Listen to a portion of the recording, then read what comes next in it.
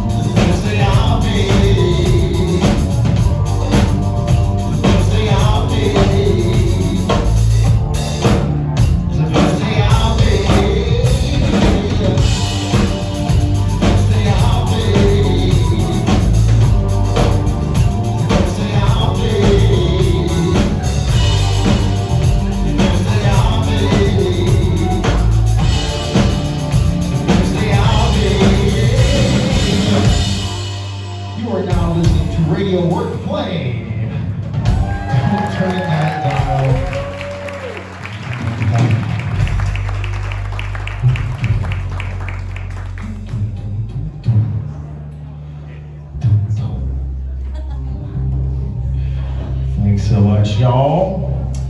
I just have to say once again, when I look up at the crowd and do this, I don't know if anyone's there. You know? I'm like, yeah, you're gonna get rocked too. Don't know if anyone's there. But that's professionalism. You cover everybody, you know? It's called stagecraft. Okay, we got a couple more for you. Let's get out the water.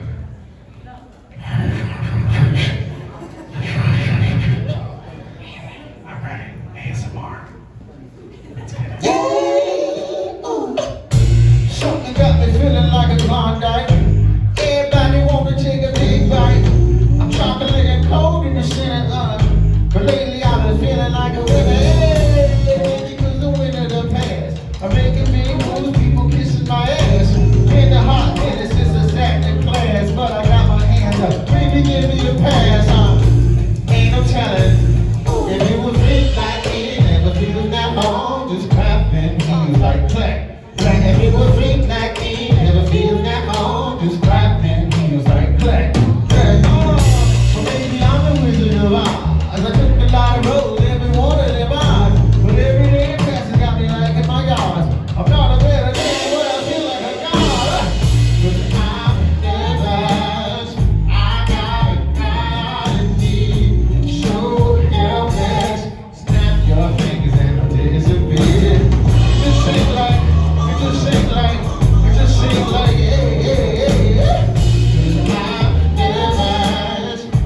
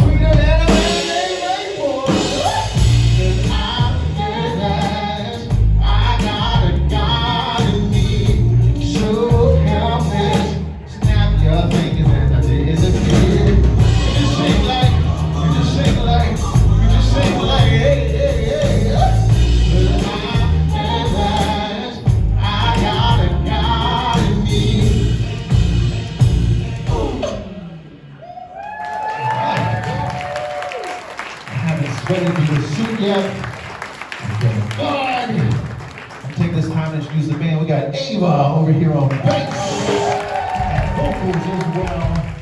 And we got Danny on the drums.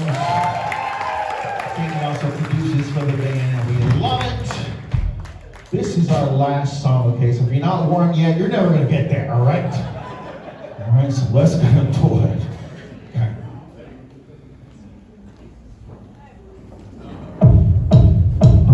They left me something for the roaches and share impersonators.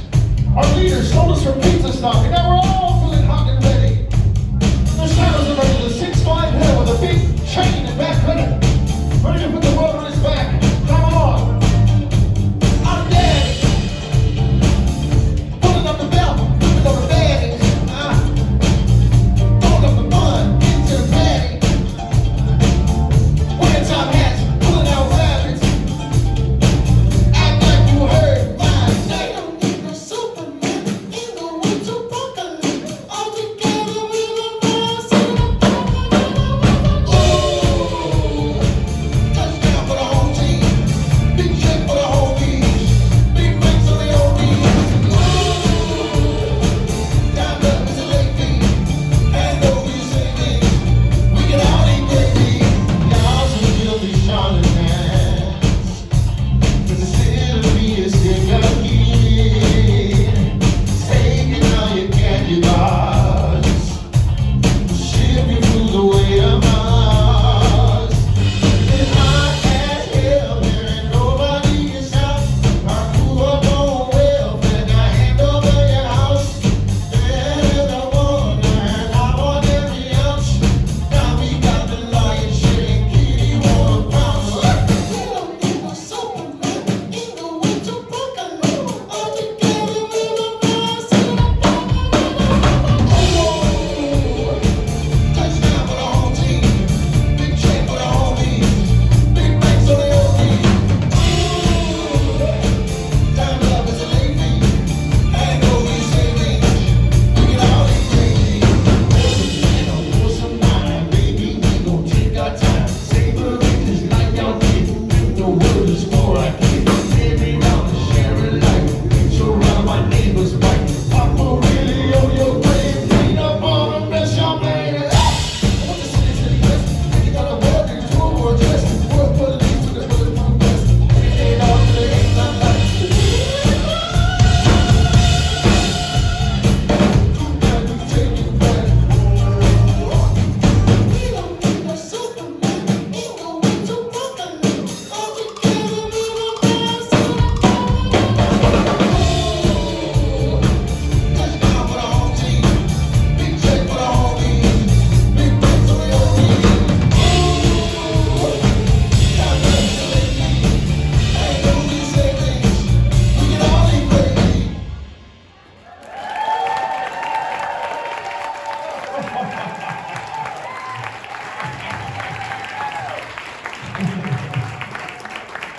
All right.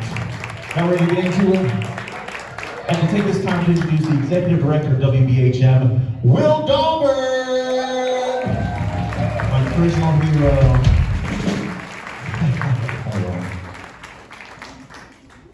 How are you supposed to follow that? We're all very lucky. I would switch places with you right now.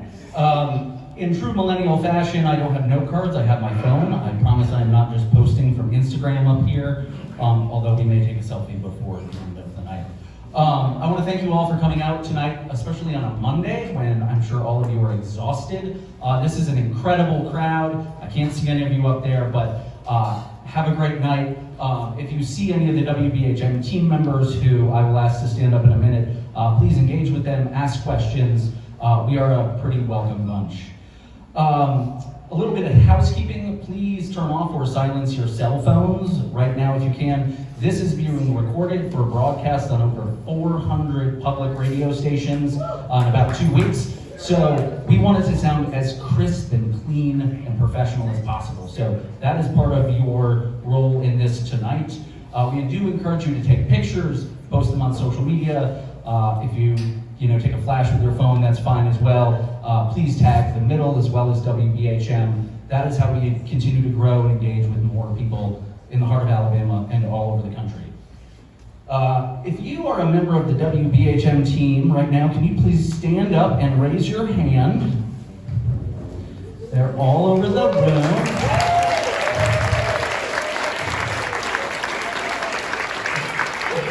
This group of people is among the most brilliant and hardworking in all of public radio around the country.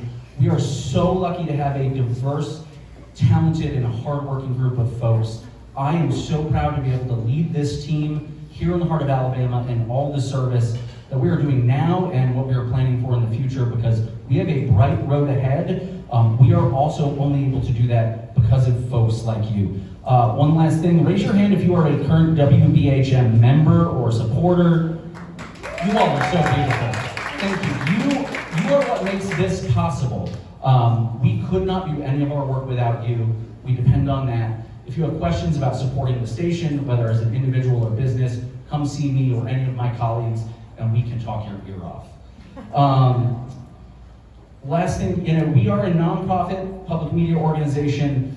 We encourage you to support us, engage with us. If you are not in a position to give, please follow us on social media, subscribe to our newsletter, engage with us, and help us reach more people throughout the heart of Alabama. I'm really excited for this event. I've had the privilege of meeting Jeremy before when he was in Birmingham, when he was with Here and Now. When there was a little thing with Roy Moore and Doug Jones going on. I'm sure none of you remember that. Jeremy was here then. We are very excited that he started the middle. We have carried it since day one, and actually when it was in a sort of pilot, smaller sequence of shows. So glad to have him here. We are one of the, I believe, the 7th place around the country now to actually host the middle live. And I think only the 2nd one to have the band. So we are so thrilled for that. So I feel like a bit by putting this event on, we are breaking a cardinal rule, which is you don't talk about politics and you don't talk about religion, and you certainly don't talk about them together one night in a room with a few hundred people. But it's going to be a great night. I ask you, be curious, not judgmental. Shout out Ted Lasso. Without further ado, I'm going to hand the mic back to Tolliver and he will introduce Jeremy. Thank you for being here. You all are amazing. Have a great night. Will has been incredible, okay? You picked us up at the airport. I didn't know who the executive director. Executive directors come to get us. I've known Jeremy for honestly just a year. We've become such close friends in that year. He's a public radio prodigy. I sit across from him every single week, either on Zoom or in person. I am so impressed and I'm so excited that he's here with y'all tonight. So without further Paula Abdul, Jeremy Hobson!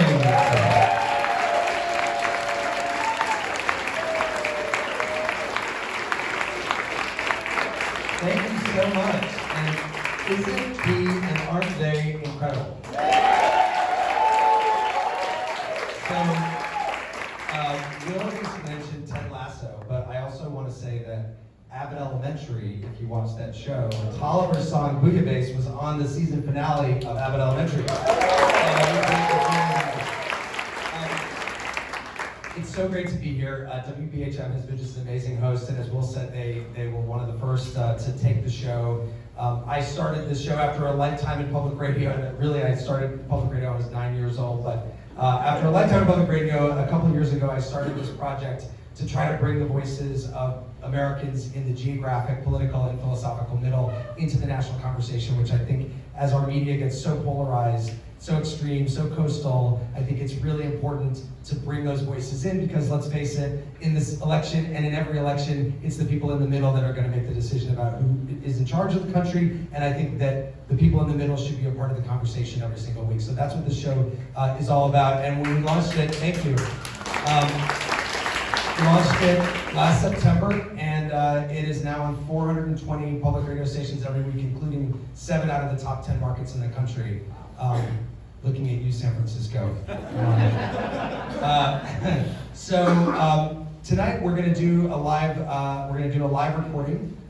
It's going to take about an hour. There's going to be 3 segments. One is about 13 minutes long on the air. One is about 19, and the other one is 19 minutes. We'll probably go a little bit longer.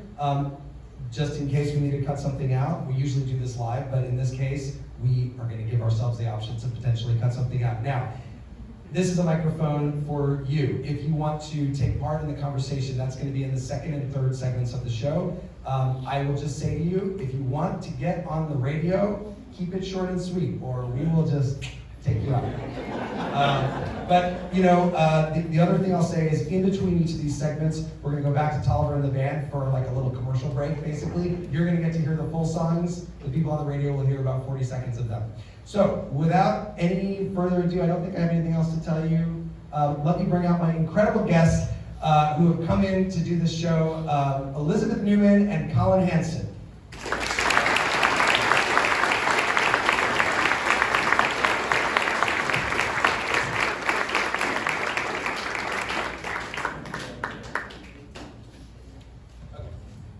See if this is on. It is. That's great. That's a good first step. I want to get a level on these guests before we get started.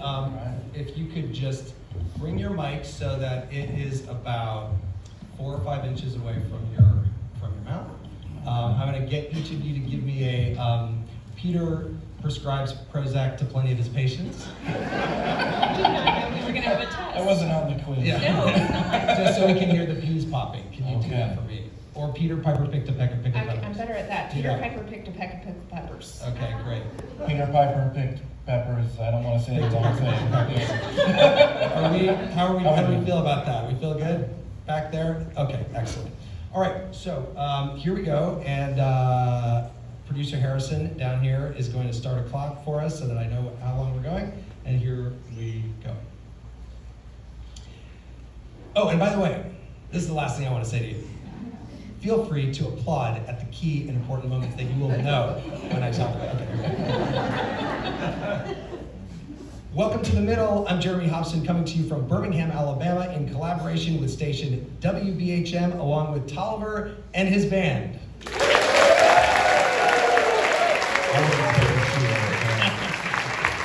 And Tolliver, we're talking about religion this hour, specifically the role of Christianity in politics, and you grew up in a religious household. I did history. I'm a PK. My dad was a pastor of a bunch of churches. He was actually a pastor of 3 churches. He was kicked out of the first 2. I won't tell you why. But yeah, so I was really excited about this topic, and my music does, incorporate religion a lot. So Right. Absolutely. And we're going to hear one of those songs later. Full disclosure, I did not grow up in a religious household. My parents are of 2 different religions, didn't grow up very religious, and while the Constitution is pretty clear about the separation of church and state, it is undeniable that the Christian religion and identity play a large role in our political system, whether that's taking the oath of office on a Bible or the increasingly intertwined rhetoric that some politicians use to equate political identity with religious conviction. The latest data from the Pew Research Center, however, finds that only about 60% of Americans now identify as Christian, which is down significantly in the last few decades. So this hour, we're talking about the role of Christianity in our politics, and let's meet our panel. Elizabeth Newman is a former Homeland Security official and author of the book Kingdom of Rage, The Rise of Christian Extremism and the Path Back to Peace. Elizabeth, great to have you with us. Thanks for having me, Jeremy. And Colin Hanson is a Birmingham-based journalist as well as vice president of content and editor-in-chief of the Gospel Coalition. That's a network of churches and pastors. Colin, welcome to you as well. Thank you.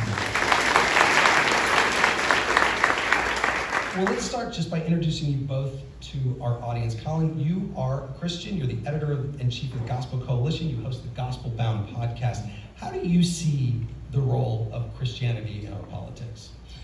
I mean, it's been there from before the beginning. The United States, the people who came here, not everybody came here for good motives. People came here for ill motives, but a lot of the people who came to the United States from the very beginning were people who were looking to exercise their faith. And so this is not something that comes in at a different point, at a certain later point, but what you can observe is that throughout American history, religious influence has waxed and waned.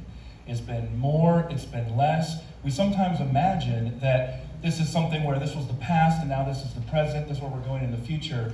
The reality of religious influence is up and down. Just to give a very brief look at that of a couple examples, the American Revolutionary period was the low point of church attendance in American history. It was the most secular time in American history, followed by the Second Great Awakening, which was the peak.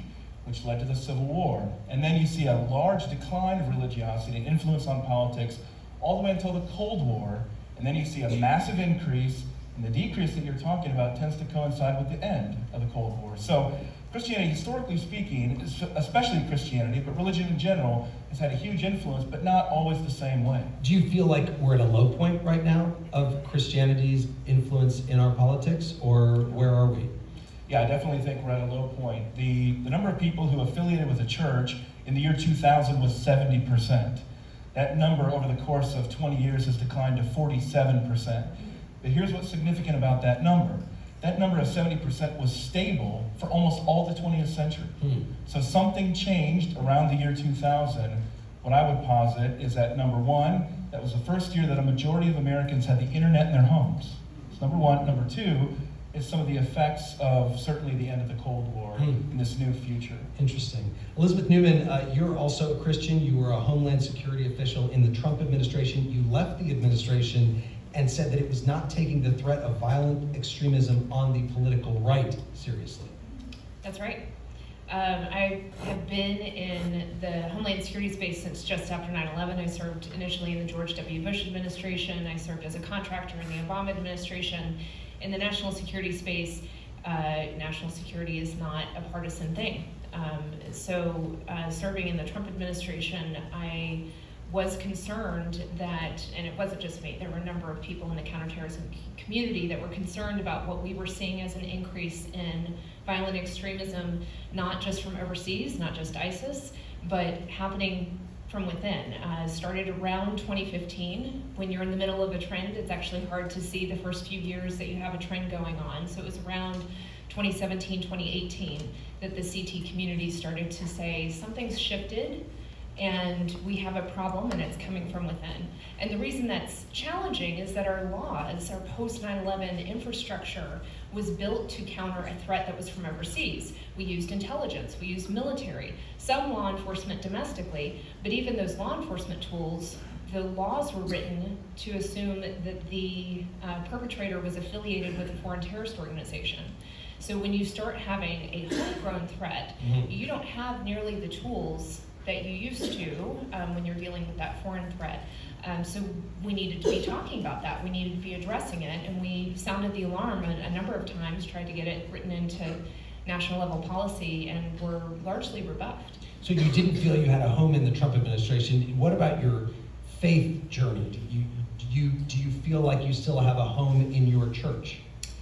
You know, that's a great question. I am a practicing Christian, and I do have a home church, and I feel very welcome in that community. But certainly, the Christian culture that I grew up in Dallas, Texas. I'm a Bible Belt kid. That culture I no longer feel welcome in, and that was probably a realization that occurred over the last 10 years, but especially around 2016. Why? Because increasingly I felt that the Christian church was identifying with Republican Party politics, and it became one and the same. So if you were a Christian, you were expected to vote a certain way, you were expected to have a certain set of politics, and when you had a candidate like Donald Trump who didn't even pretend to try to have the virtues or the values that previous politicians at least pretended to have, I found it kind of the height of hypocrisy that a party that thought that somebody that committed adultery in the Oval Office can no longer serve as president, somehow they could get behind somebody that had been thrice married and also committed adultery and a whole host of other offenses that are currently pending before court. Colin Hanson, without making this all about Donald Trump, let me just ask you, what do you think of that? What she's saying about Christianity and its tie to the Republican Party and feeling unwelcome because her politics are not what other members of her church's politics are. Yeah, my background is in politics as well, and I actually worked in the Republican Party for a number of years and identified that way for a long time. I think what a lot of people are finally realizing this year, especially with the Republican Party platform changes, is that there's been a massive shift in the Republican Party. many of them evangelical Christians living in suburban areas like Washington, D.C., Northern Virginia. The suburbs of Atlanta would be another example. Suburbs of Dallas would be another example. Have largely been pushed out of both parties, and a lot of the issues that they care about, abortion would be one of them, have been pushed out of both party platforms. But what's replaced them have been a number of people who identify more loosely with Christianity, but would be more identified as populists, and historically were Democrats. So we're going through a political shift that is reshaping both parties, and so a number of people who had identified their Christianity with their politics in a former Republican Party really don't have a home there anymore, and they certainly don't have a home, for the most part, in the Democratic Party either. I want to, at this point in the conversation, just ask you, I'm sure there are many people who are listening to this right now who are not religious at all and would say the Constitution is clear, separation of church and state, why are we even having this discussion? Elizabeth Newman, what do you say to people who would say that? Well, I certainly am very thankful that we have a constitution that allows the free exercise of religion, and I don't interpret separation of church and state to mean that you can't have a conversation in the public square about religion. I think that's one of the most beautiful things about our country is to have people with different perspectives, different beliefs, and being able to exchange ideas. I also believe that just historically, as Colin mentioned, a lot of our countries, some of the freedoms that got baked into our Constitution actually have their historic roots in Christian principles and Christian a foundational idea of the Imago Dei, the idea that all men are created equal. You can tie directly back to this vision of being made in the image of God, and that because we're made in the image of God, we're all able to have the same value, equality, dignity, worth. And so those concepts that really, if you trace the history of Christendom, there's a lot of damage that Christianity has done in the last 2 millennia. So I'm not going to sit here and say like it's all roses, but there were a lot of beautiful blessings that came to bear in Western civilization and eventually in the United States. So it's worth not losing those beautiful things that offered this idea of human equality and human dignity. How do you not lose those beautiful things, as you say, while recognizing that people can have any kind of religion in this country and it doesn't have to be based on the principles of one faith? Well, I think that the challenge we face right now is that there are some who have, what's the best way to explain this? I think that there's a lot of fear that the country is changing. And I think there are a lot of people that come from a Christian background, maybe not actually are Christians. In fact, we have a lot of data to show that there are a lot of people that don't consider themselves to be saved, believe Jesus is their savior, but they come from Christian culture. They like that culture. They want to hold on to that culture, and they're scared because the country has changed rather drastically in a short period of time. And human beings in general don't like change. They don't like uncertainty. And in that rapid change, they're seeking to hold on to something. And part of what we're seeing in our current politics is various efforts to try to go back to some golden vision of what the way it used to be. And of course, if you look at it with clean eyeglasses on, like there was no beautiful, perfect vision of the past. There were always atrocities. There were always places where we were not doing well as a country. But when you're scared about the present, the unknown, we often, it's just human nature. We look to the past and we glorify it, and we're trying to cling and hold on to it. So I think some of the tension that we're experiencing in our politics right now is a false vision of what America used to be, and this desire to somehow go back to make it great again. And that the Christian culture gets wrapped into that. And I as a believer, I think that's not actually an accurate representation of what Christianity is, but that has gotten wrapped into our politics right now. And that's part of the reason I wrote the book, is to try to start separating our politics from our faith. Those do need to be separate in how we view the world. Well,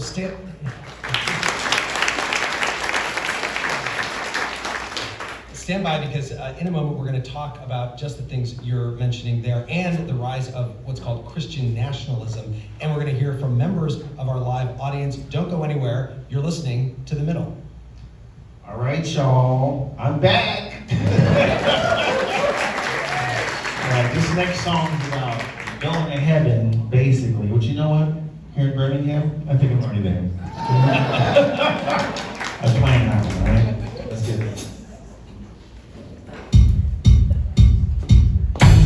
Finally free.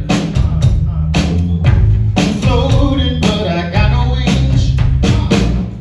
Oh, pass it in, baby. 'Cause everyone can see through me. 'Cause heaven's at my fingers. Hear the angels singing. Gabriel is laughing. Blow, baby. Blow, blow, baby, blow, blow. Blow, baby. 'Cause I can feel the drama leave at your heartbeat. 'Cause I don't need to breathe or breathe. 'Cause I can see my daddy, he don't look so happy. Well, but steady asking why. Well, I'll tell you, I'm a child of God. Nobody around me spent a child on a ride.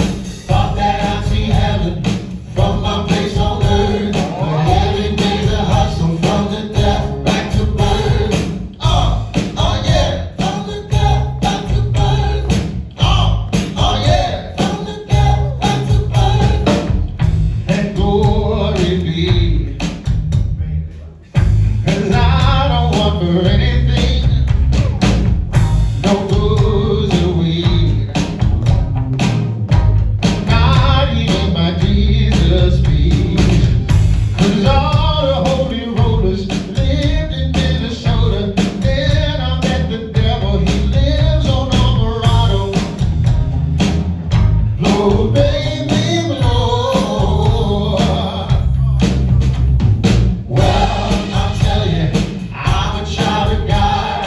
Nobody around me spent a child on a ride. Thought that I'd see heaven from my place on earth. But every day's a hustle from the death back to birth. Oh yeah, from the death back to birth. Oh yeah, from the death back to birth. The Baba, the Baba. All right, so after this segment, we're gonna have questions to ask, right? So if you feel it, you got something you gotta say, wait it now, you come on up. Jeremy said, keep it short. We're ready to take your questions. Come on, get ready for that. The Baba, the Baba, the Baba, the Baba. Well, I'll tell you, I'm a child of God. Nobody around me spent a child on a ride. Thought that I'd see heaven from my place on earth. But every day's a hustle from the death back to birth. Oh yeah, from the death back to birth. Oh yeah, from the death back to birth. Oh yeah, from the death back to birth. Oh yeah, from the death back to birth. You can have whatever you like of me.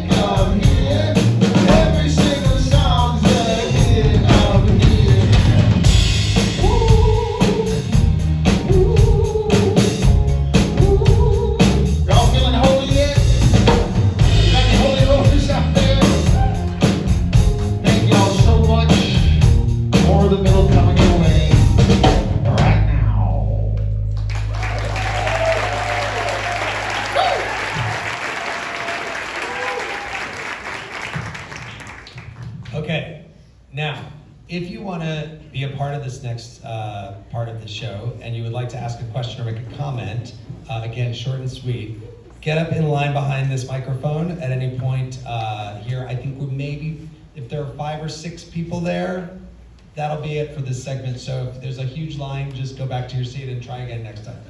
Okay. 7:29, we ready? Here we go. This is The Middle. I'm Jeremy Hobson. If you're just tuning in, The Middle is a national call-in show. We are focused on elevating voices from the middle, geographically, politically, and philosophically, or maybe you just want to meet in the middle. This hour, we're not taking calls because we're in Birmingham, Alabama, asking you what role should Christianity play in our politics. I'm joined by former Homeland Security official Elizabeth Newman, whose book is called Kingdom of Rage, The Rise of Christian Extremism and the Path Back to Peace, and Colin Hansen, Vice President of Content and Editor-in-Chief of the Gospel Coalition. Before we get to our live audience questions and comments, Colin Hansen, is there a mixing of politics and religion right now in the sense that certain figures, and let's say Donald Trump, are seen as religious figures by some? If you were watching the Republican National Convention recently, people were talking about how Trump was saved by God during that assassination attempt, even saved by God so that he could be the president of the United States.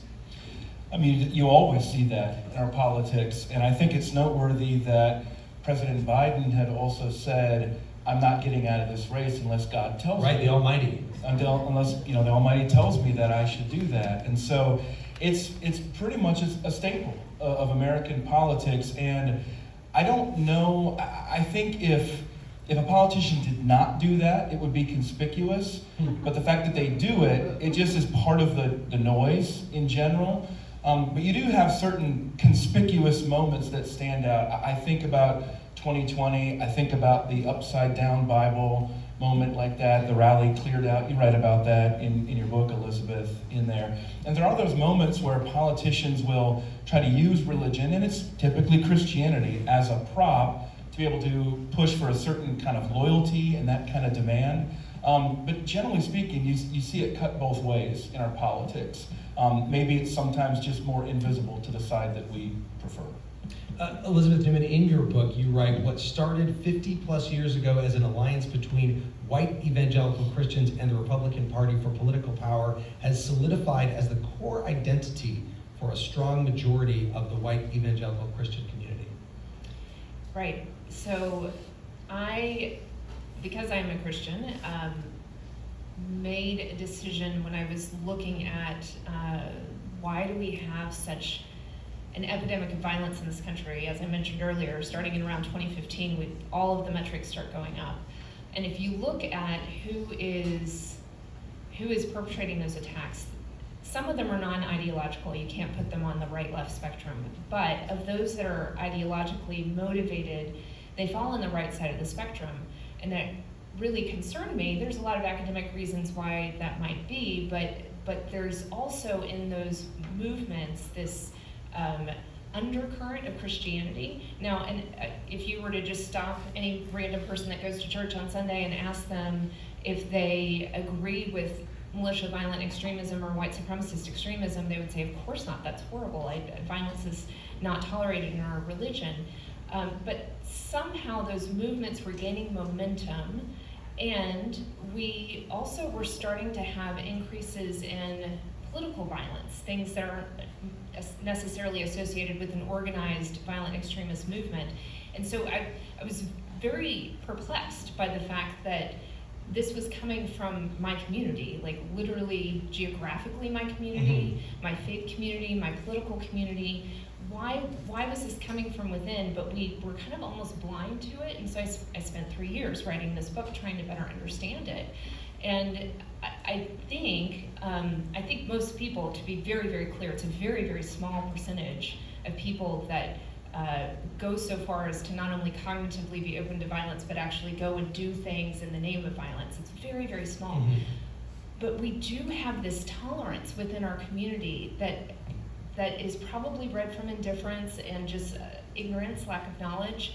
But after the last 4 years of whether it's January 6th or an assassination attempt, or Which, whether to be it's- clear, the assassination attempt has not been tied in any way to it's Christianity. not. or- No, or it's ideology. non-ideological at this point.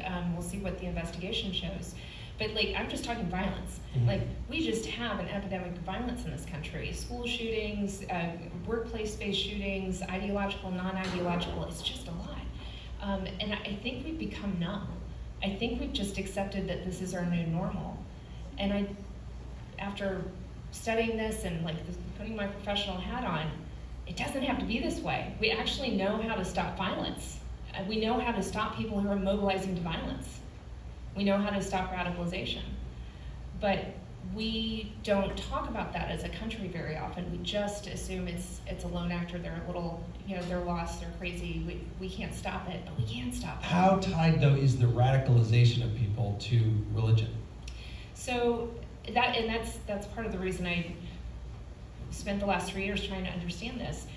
I don't think it's a particular religion in a traditional sense. Like, take the politics out of it. Like, you go to church on a Sunday or you practice any faith, you're not going to walk out of there more likely to be willing to commit an act of violence. The problem is when there are political motives that, combined with social media, are driving us to live in a persistent state of fear and outrage. And we are told over and over again that we're living in this existential threat of a moment, that your way of life, your success or survival is being threatened by some other. The other could be defined depending on what community you find yourself in.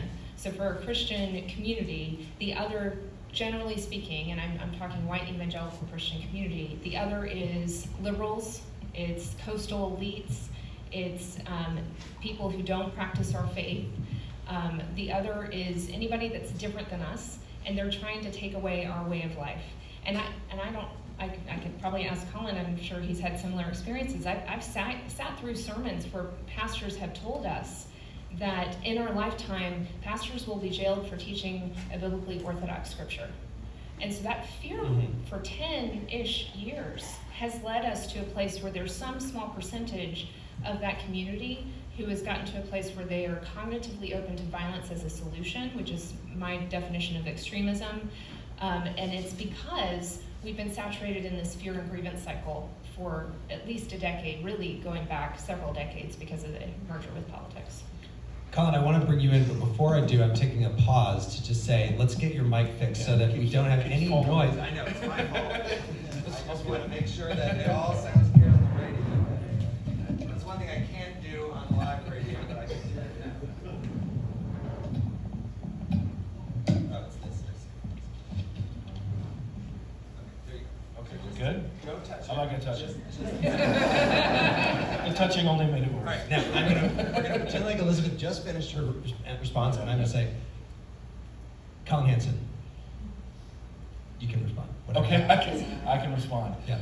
Well, I think what's so interesting about having this conversation in the middle is where we're having the conversation in Birmingham, Alabama. This is a city that is more familiar with forms of violence than maybe any other city in America, and certainly in very famous ways in American history, and in part extremism that's been wielded against Christians. Of course, that's the 16th Street Baptist Church bombing in 1963 was an act of violence against an actual church and actual Christians who were exercising their faith. And so extremism is certainly an American problem. It's not a new thing. It's not partisan, it's not one specific group, but it can be wielded, religion can be wielded by people for any kinds of different motivations. I was even just thinking before coming here tonight about the topic of extremism, and I thought, what's so fascinating is Dr. Martin Luther King Jr. described himself as an extremist. He said, I'm an extremist for love. So the question I think that Elizabeth helps us to drive toward is not necessarily about whether you're an extremist per se, but what you're an extremist for. You can be an extremist for love and do what Dr. King did here in the streets of Birmingham, or you can be an extremist for hate and do what the Klan members did to those little girls in that church. So it's not so much about extremism per se, but about what it's fielded for. You say we're here in Birmingham, Alabama. Alabama is also, I believe, the state with the highest percentage of people who identify as Christian out of any state in the entire country, or at least up there among the top 1 or 2 or 3. Yeah. And also, as you mentioned, there was a history in the civil rights movement of tying the movement and many parts of it to the Christian faith. Elizabeth Newman, is there a difference between that and some of the Christian nationalism that we see now? Yes, Christian nationalism is arguably more nationalism than it is Christian.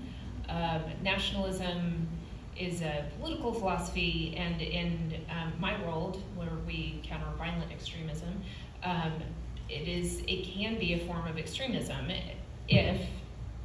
if you are willing to take action, hostile action against the people that don't fit your nationalist description. So in nationalism, there's an identity that of the people that make up the nation, and if you're part of that group, you're the in group. If you do not fit that definition of what it means to be a part of your nationalistic identity, then you're a part of the out group. And what we see in nationalistic cultures,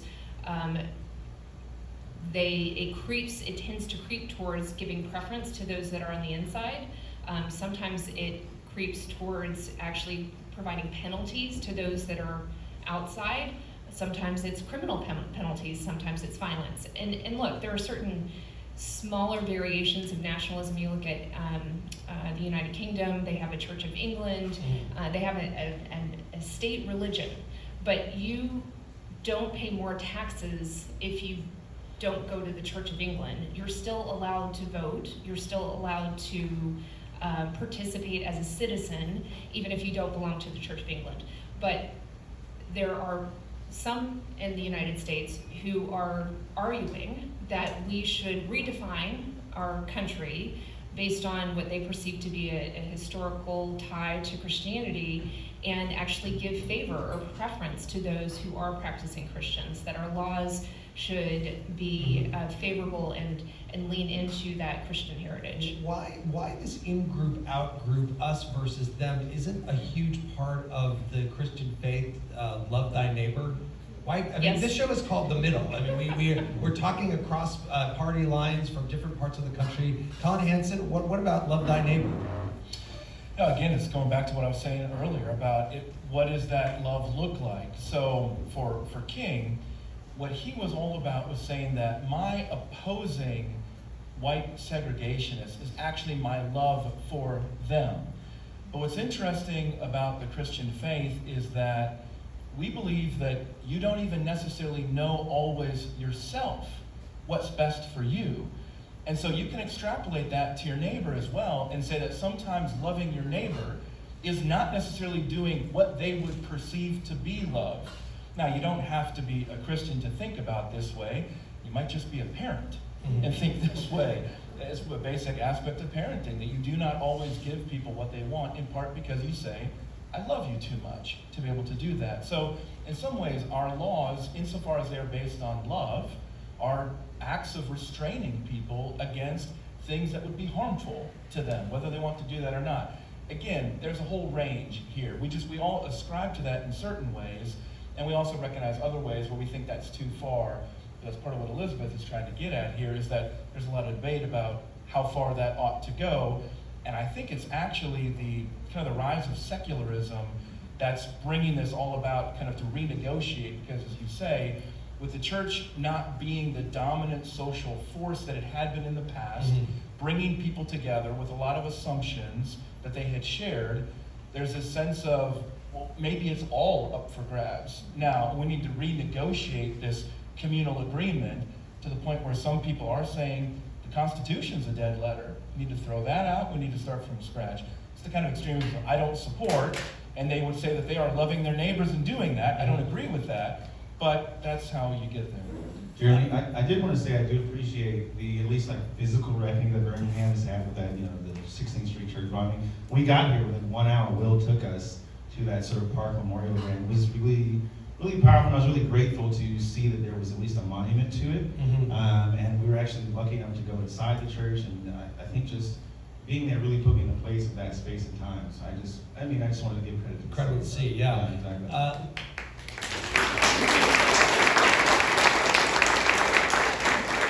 Let's get to some audience questions. Now, I know that many of you have questions because I've seen some of them that you wrote on your registration. So why don't you come up to the front and let's hear from you. Yeah, great. Yes, sir. Hi, my name is Kel, and in listening to what you had said earlier about the faith was down in numbers and attendance and such, I think one of the reasons is the lack of trust, trust in the faith, trust in Christianity. How can we address that? That's a wonderful question. I appreciate that. The lack of trust in religion is actually part of a much broader decline in trust of all institutions in American life. About the only institution that doesn't see a massive decline is the military. But that's why you see it celebrated in certain environments. That's still kind of the institution everybody can rally around in there. One of the challenges for any institutions in this era is transparency. People can see things that they couldn't see before, in large because of the internet, and that's led to this widespread erosion. The only thing you can do about that, whether you're the church or you're a local social club or anything, is to live with transparency and integrity, and to have leaders who are willing to live according to a creed that considers others more important than themselves. Christianity should have resources to be able to do that in the example of Jesus Christ himself, but nevertheless it proves very difficult in a world where, as Christians, we understand is full of sin, and we're just as tempted as everybody else. But I would love to see the church as setting the example for other institutions to follow. Perhaps we'll get there. Thank you for that question. Let's get to another one.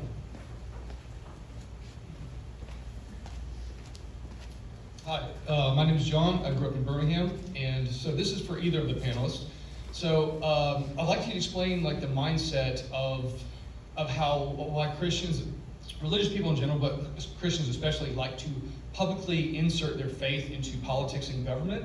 And that is why the Freedom from Religion Foundation has so much work, and atheists and secular people like me get so upset because we feel like our rights are being trampled on. So there's that one Bible verse about not being like the Pharisees, going to pray in the closet instead of out in the public. Why don't more Christians follow that practice?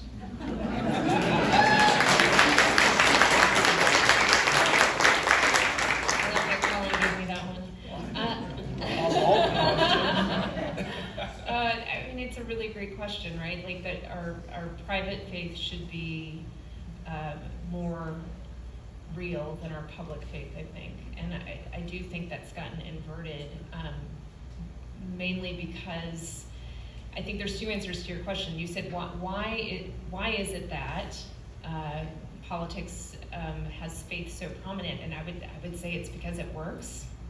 It gets you votes.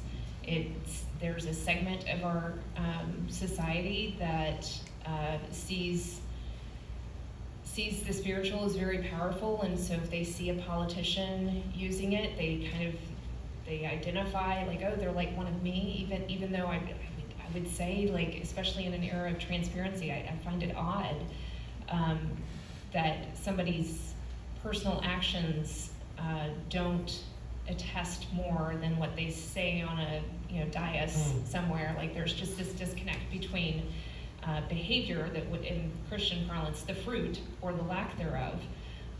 But somehow, if they say the right thing on a campaign slogan or on a stage somewhere, where that counts more than their actual actions. I wonder if you think we're seeing that, by the way, right now in the fact that a number of pretty conservative Republican states have been voting overwhelmingly in favor of abortion rights, even though the politicians that they tend to elect would be publicly against them.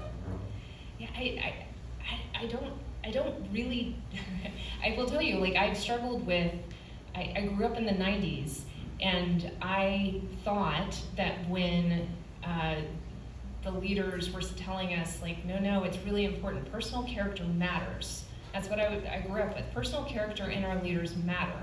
And that's why if, you're growing up in the Bible Belt as a Republican, well, you can't vote for Clinton. Like, that's what I was taught. And then somehow 20 years later, that's not the same. Like, and so you start to go, oh, we don't actually believe this. This really is about power. This isn't about character at all. And to be clear, I don't think that's true for everybody, but certainly there were a whole lot of leaders and a whole lot of Christian leaders, like pastors, who kind of just chucked aside the character thing and said, it's this election is too important. We can't stand up for our values because we got to defeat the other guys. And I think that there's just a lot of entanglement with power, and it became very hypocritical.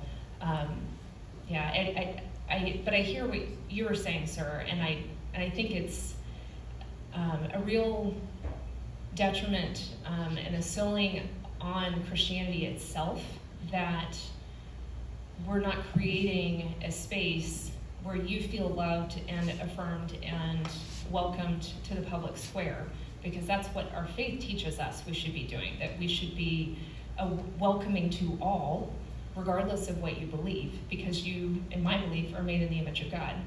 So it's a shame that you don't feel that from the Christian community.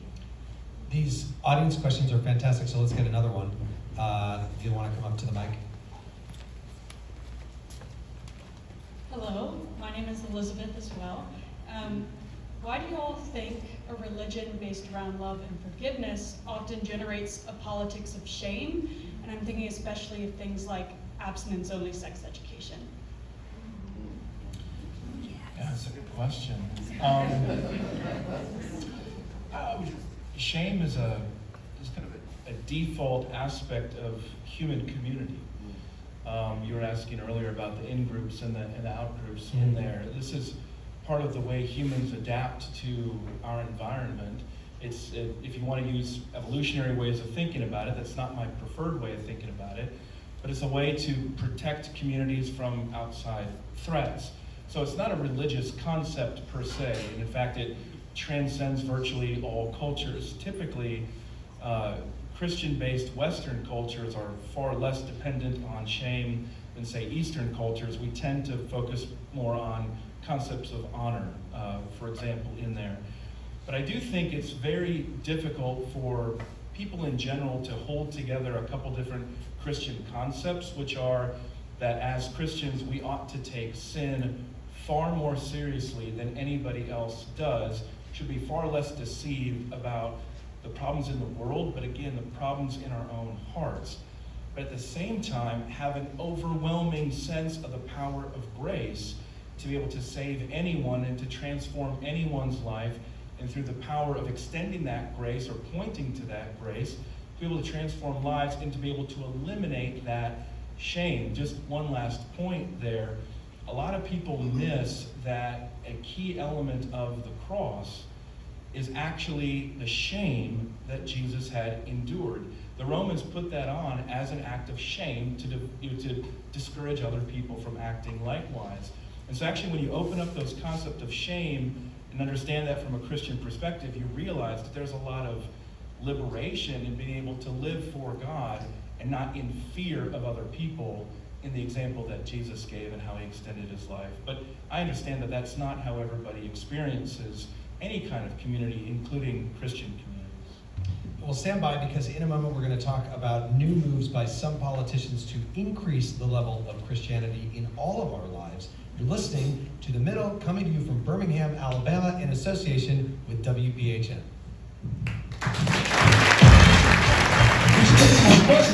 Spicy in here.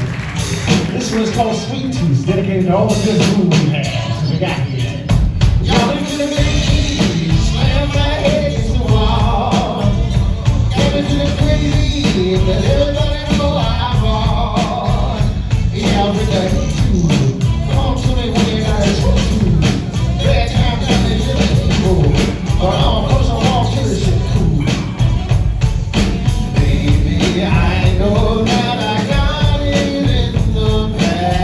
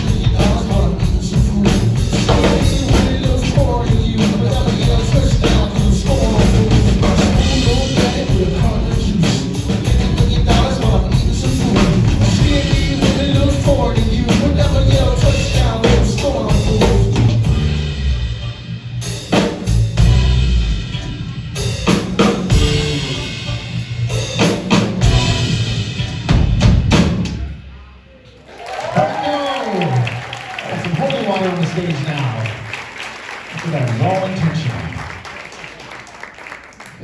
All right, I want to say those questions were so great, and this show is all about the audience questions, so we're going to do some more of those in this next round. If you want to ask, and I saw a few more people waiting, just come on up and get in line right behind this microphone here so that I know that there is some demand for this situation. Okay, let's start segment 3. Harrison, ready? Okay, here we go.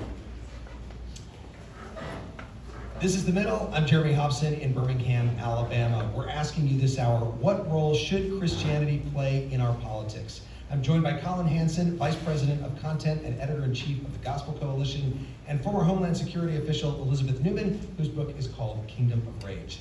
Before we get back to the audience, right here in Alabama, the state Supreme Court made national news recently when it outlawed in vitro fertilization treatment, or IVF, in February. And the Chief Justice wrote, "Human life cannot be wrongfully destroyed without incurring the wrath of a holy God."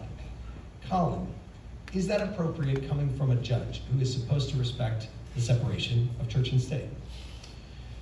It's a good question. I think you can see it a couple different ways. One of the ways is that all of our law has a moral basis.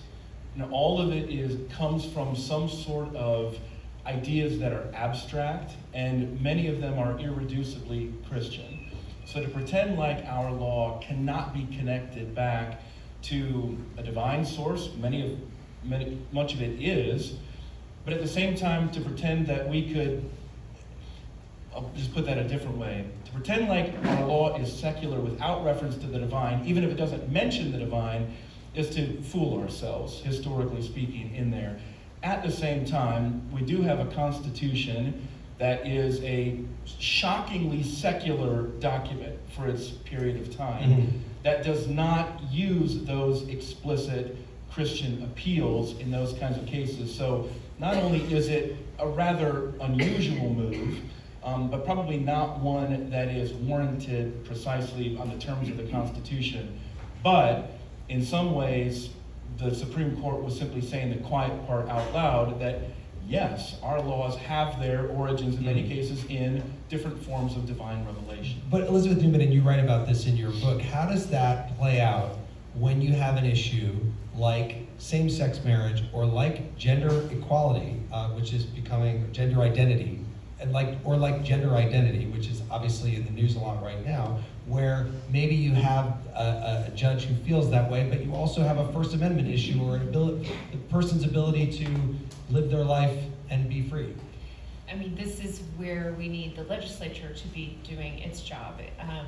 If you take relatively new issues, right, like transgender challenges, how do we help kids who are struggling with their gender identity? You know, that's a tough question, and we're just getting evidence in to know the right way to help kids. And we should be having dialogue about that. And right now, we're just yelling at each other with talking points. And I don't know that that's actually helping the kids. So there's two pieces here. One, all of us as citizens should be learning how to have dialogue around kind of tough conversations, but not in fear, but out of love for, I think most people are like, how do we help our kids, right? Like most of us just want our kids to do well, and we want to find the right path forward on an issue like this. So one, we as citizens need to do a better job in how we dialogue about it and not give in to those political talking points. But two, we need our legislatures to do their job. It's not the job of the court to figure this out. The court's just supposed to interpret the law as it was written by a legislature, and if the legislature isn't addressing these issues, we need to vote those guys out and get somebody in who will do the job.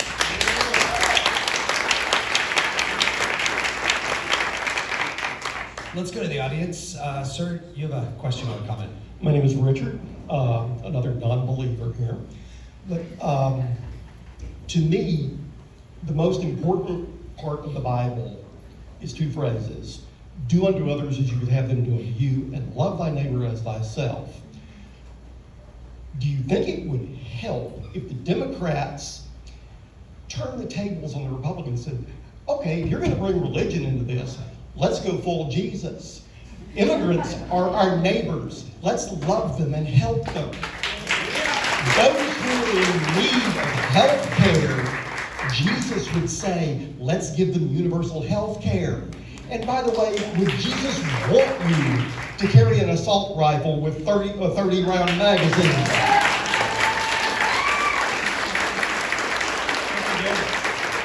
It's a good question.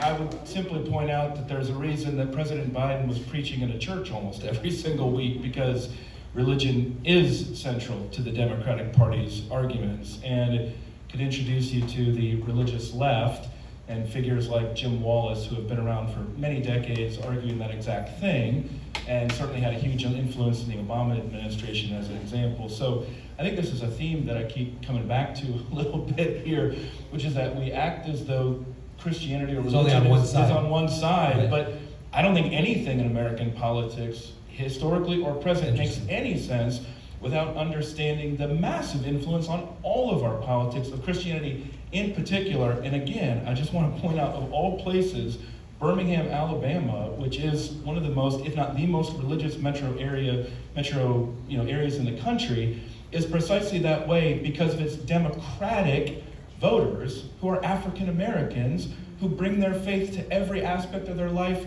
every day, including their politics. So I think we're seeing a lot of that already. Can I add one more thing to that? Because I would be remiss if I spend a lot of time talking about the portion of white evangelical Christian culture that is, in my view, not practicing their faith as it is laid out in Scripture. But there is a strong segment of people who are trying. And there are several groups of conservative to moderate Christian women who are actively advocating for immigrants and for refugees and pushing back against the dehumanizing language that often comes from the right. There are a number of, they're just in the minority. They don't get the most attention. But there are good people that consider themselves Christians and consider themselves conservatives or Republicans historically, who are not happy with the shape of where the church and the Republican Party are right now and are pushing back. They tend to do it in quiet ways because they're trying to persuade.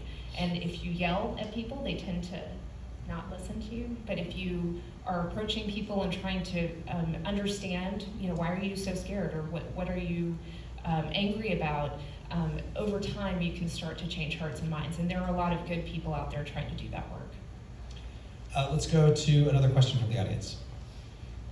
So, as we know, sorry, can you just say your name first and where you're from, where you live? Yeah, my name is Emma Noble, and I'm from Birmingham, and I've lived here my whole life. As we know, the separation of church and state was paraphrased from a letter of Thomas Jefferson's. Do you feel like this idea is sufficiently reflected in the Constitution? And if not, what would codifying that look like? Great question. That's a good question. Yeah, in response, of course, to Baptists, to the Danbury Baptists, in that particular case. I think it's a fair summary in a lot of ways of what the Free Exercise Clause means, and the idea of keeping government interference out of religion and that concept. But again, where it's often gone astray is the notion of separation of religion from public life. That clearly was not a concept that anybody would have had back then, despite the fact that Jefferson himself, of course, was very famously not a practicing Christian. Same way John Adams, even George Washington were, again, shockingly secular figures for that time. But I think one thing I just want to point out as a Baptist and as a Christian is that the separation of church and state has been one of the best things for the church. Elizabeth pointed out the Church of England enmeshing official church theology with politics does not go well, but mainly it goes badly for the church. And so part of my concern as a Christian and as a Baptist is to preserve that so that the government and religion might do each what they do best, and that I think as Christians we are at our best when we're putting our faith into action by loving our neighbors, which includes political engagement in a lot of different ways. So I don't know what it would look like to codify that more so. It would be interesting legislatively to think about that, but certainly the Supreme Court usually is what fills the gap these days. I can't let us mention Thomas Jefferson without stating my favorite Thomas Jefferson fact, which is that in the 1960s, the early 1960s, because Thomas Jefferson, for all of his faults that have been talked about, was also like one of the most brilliant people ever to occupy the White House. And John F. Kennedy had all of the Nobel Prize winners over to the White House in the early 1960s, and he said, never before in the history of this room has there been such a collection of intellect, with the possible exception of when Thomas Jefferson dined alone. Learn that. Yeah, right. Monticello. Let's go to another question from the audience. Good evening. My name is John. I've been here the last 10 years. I'm from Maryland, born and raised. I guess my question and statement is around human inefficiency. How do we continue to show up in moments and be outside of what we want for ourselves, right? On a macro scale, for thousands of years, and we still haven't been able to reframe this problem and adjust how we even exist in the moment so we'll be more closer to kindness, love, integrity, respect, peace, tacos, I don't know. Sounds like you, Elizabeth. I mean, I love tacos. I'm from Texas. Breakfast tacos. Breakfast tacos. I had a pork carnita last night. Oh, look, in the book, I spend the first half of the book explaining what extremism is, how people radicalize, why people radicalize, what's really going on, and I'll give you the Cliff Notes version. We've been studying this problem for 2 decades, and the primary drivers are not ideological, they are psychosocial. It's an unmet need for belonging and an unmet need for significance. And in the second part of the book, I offer suggestions, primarily for the community I came from, the Christian community, the conservative community, on here's what we can do to build protective factors so that we're less vulnerable to those voices that can pull us into an extremist mindset. But those factors kind of come down to loving your neighbor, getting outside of yourself. You know, how do you solve the problem of belonging? You go out and you get engaged. How do you solve the problem of significance? You find belonging. Because our significance is not, contrary to what our culture teaches us, it is not the degree that you get, it's not the profession or the awards that you can put on your bookshelf. Your significance is going to be in the other people that you invest in. At least that's what I believe.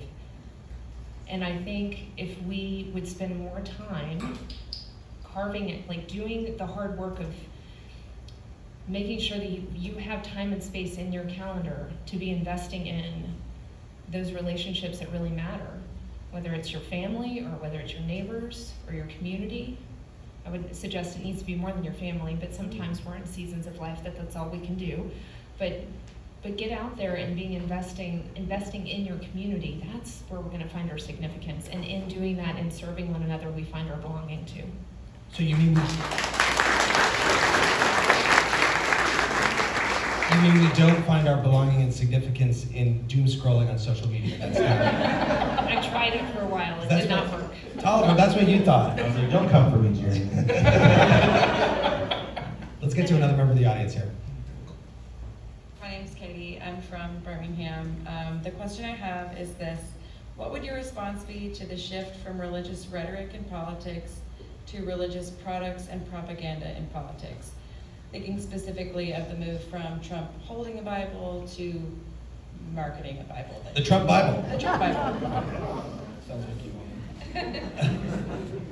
Oh man, yeah, actually, your question prompted something else in my mind, because after the attempted assassination, I do a lot of conversations with members of the press, helping them understand things about extremists and radicalization and mass shooters, that kind of stuff.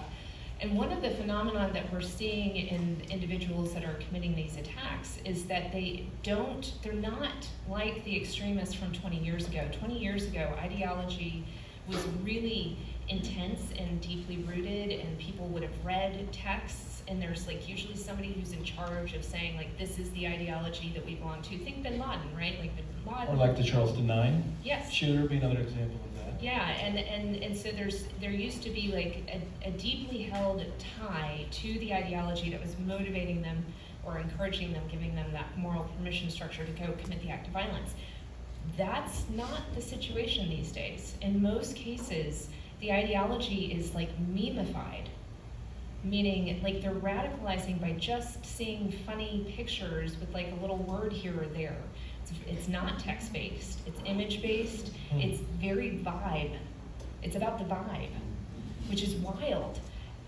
But it also is indicative of the individuals that are moving towards this. It's not a rational thing, it's not a mindset of like, I'm gonna read a bunch of text to better understand why I need to do this. It's not a logic. They're in a place of deep despair. And more we're seeing people that are very nihilistic. Like there's no way out of this, and that's why they go and do these horrific acts. And I am drawing the connection to your question because it's a reflection of culture as a whole. We don't read as much as we used to. There's tons of data that tells us this now. Our attention spans are so much shorter, so much so that like We don't socialize as much. we don't socialize as Nearly much. Sex is way down. Yeah, there's that too. And so there's just this. We're kind of increasingly moving to a place where it's just the picture, and that's all that matters, and that's what motivates us. The Las Vegas shooting, that's still the largest mass shooting, is Yes. that right? We do not even know the motive. It was never considered an act of terrorism because there's no ideological nexus that was discovered. We're going to get to two more questions here. Yes, sir. Actually, let me do that again, just in case one of you is not good. Okay. Let's get to another question from the audience. Yes, sir. Okay. My name is Jim, and what I'd like to understand is what do we mean by Christian extremism? I will say this. If it had not been for Christian extremism, I was in that bombing at 16th Street. You killed four of my young girls. If it had not been for Christian extremism telling me, you've heard it said, to love your neighbor and hate your enemy. If it hadn't been for Christian extremism from a black preacher that said, love your enemies, because the Word of God said it. Extremism taught me not to hate, taught me to love and to see every human being, not by the color of their skin, but what the content of their character is. What is Christian extremism that we label it as something to be fearful of? When the extremism is to learn to love one another as Christ has loved. That's extremism to me. And why do you vilify that type of extremism? If I could ask, why do you consider that extremism? Because what do we say in Christian extremism? What is Christian extremism? I see more extremism on the other side than coming from religious Christians. Why are we labeling Christians as extremists? And what is that? That's the question I'm asking. What is Christian extremism? I love the question, and I love the framing that you're bringing to it. In my professional world, extremism is associated with violence. It is not the Webster definition of extremism, which could include things that here's the mainstream and extremes are on either side. That's not my professional way of approaching extremism. Extremism in my world is when an in-group perceives a threat from an out-group to their success or survival and determines that the only action they can therefore take is hostile action. It's the hostile action that makes it extremist from a counterterrorism perspective. I'm not suggesting that there aren't plenty of other lenses to view the term extremism, but the reason I wrote the book was to address the hostile action that has become kind of second nature for a large swath of the Christian culture that I came from. Hostile action is a spectrum. There's a lower end of the spectrum that is not criminal. It includes bullying, harassment, and threats and intimidation. Now, you can do a lot of things in civil court with those things, but it is actually really hard to criminally charge that lower end of the spectrum. Then it moves into criminal activity like hate crime, property destruction. Then you get to terrorism and genocide. That's the hostile action spectrum. What we know about people that go on to commit violent extremism, so the violent side of that spectrum, is that they start off on the lower end of the spectrum. The way that we understand people's pathway is that you always are going to have a much larger, think of it like a funnel, a much larger number at the top who are willing to cognitively be open to the possibility that violence is an option. People that are willing to engage in that harassing behavior. Maybe it's just online, maybe you would never do it in person, but it's still harassing or threatening or intimidating. It still meets that definition. As you move down the funnel, smaller and smaller percentage will actually ever mobilize to violence. A very small percentage actually move into that criminal space. Are there many Christian pastors that preach this type of doctrine that you're speaking of? Are there? Yes. Many Christian pastors? Now, whether I don't know their personal position before the Lord, but yes, they purport to be Christians and they have called for violence. Okay, then merely what I'm saying, if it had not been from a Christian pastor, then my anger would have been hatred. I had that choice. I did consider that.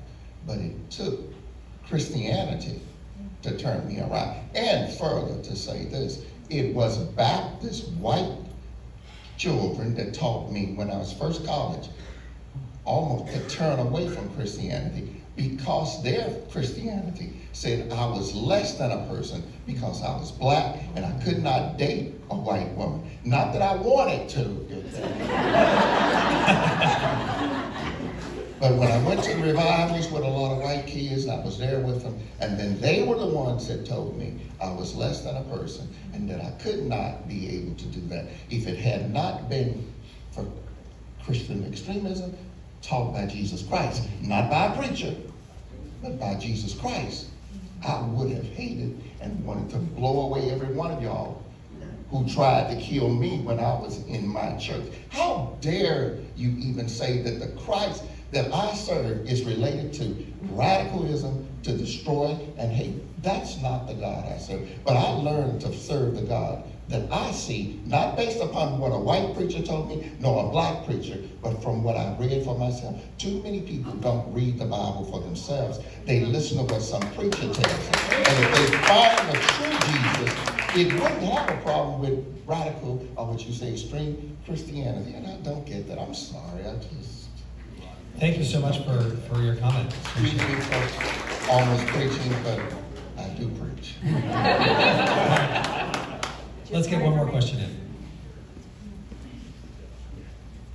Hello, I'm Rosemary Bogan. I've lived here in Alabama for 28 years, but I'm originally from Philadelphia, Pennsylvania, so I won't sound like I'm from here. I was really trying to understand why so many of my white Christian friends could continue to back Donald Trump. And I was so grateful to hear an interview with Bradley Onishi, who wrote a book, Preparing for War. And he talks about the extremist history of white Christian nationalism. So I think he's not speaking at all about Christian extremism as the previous gentleman who I align with in his teachings of following Jesus. Anyway, in this book, he traces it back to the Sun Belt migration in the 1920s through the 1960s and Barry Goldwater. And he ends it with, "We are on a precipice." And I turn, like, so my question is, after reading this, how close do you think we are to a theocracy where people believe that leaders are supremely appointed and supremely led by a divine power that they think is the divine power, the right one? Great question, Colin Hanson. Oh, you want me to answer? I do. I thought we were going to have the expert in here.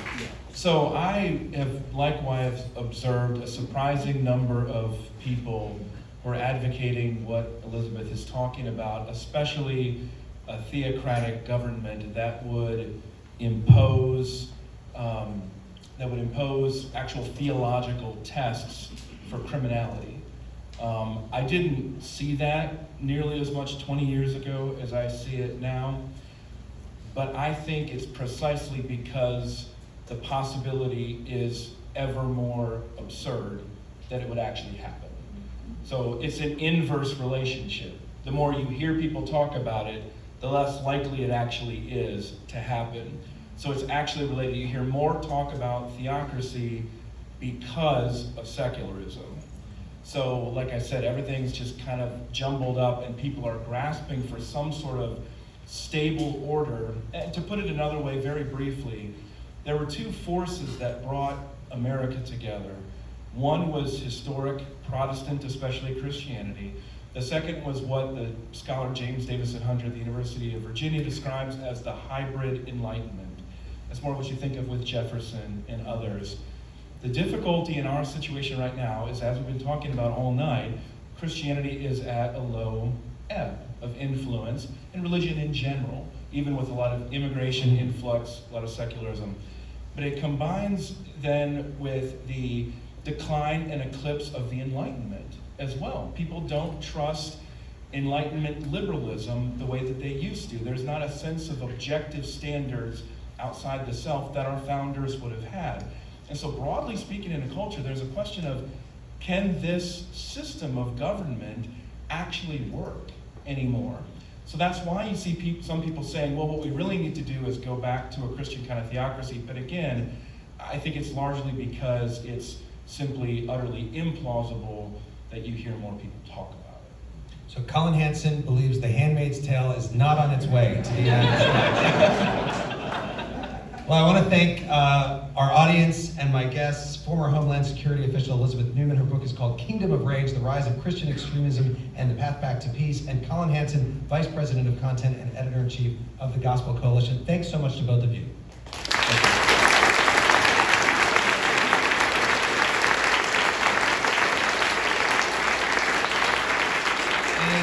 The Middle is brought to you by Long Neck Media, distributed by Illinois Public Media in Urbana, Illinois, and produced by Joanne Jennings, Harrison Patino, Danny Alexander, and John Barth. Our intern is Annika Deschler. Our technical director is Jason Croft. Our theme music was composed by Andrew Haig. Thanks to Will Dahlberg, Caroline Spears, Karma Tolliver, not related to our Tolliver, Michael Harrington, Daryl McCullough, and John Malone at WVHM for hosting us here at Workplay in Birmingham. And thanks to the more than 410 public radio stations making it possible for people across the country to listen to The Middle. I'm Jeremy Hobson, and I will talk to you next week.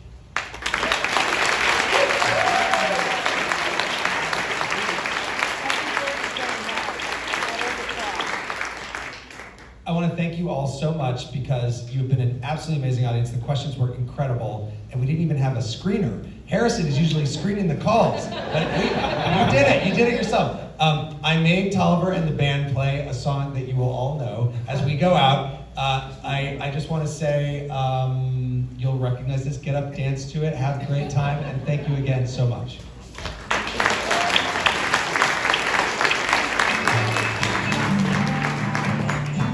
See, I thought you were going to get up. I was going to take a chair. Come on.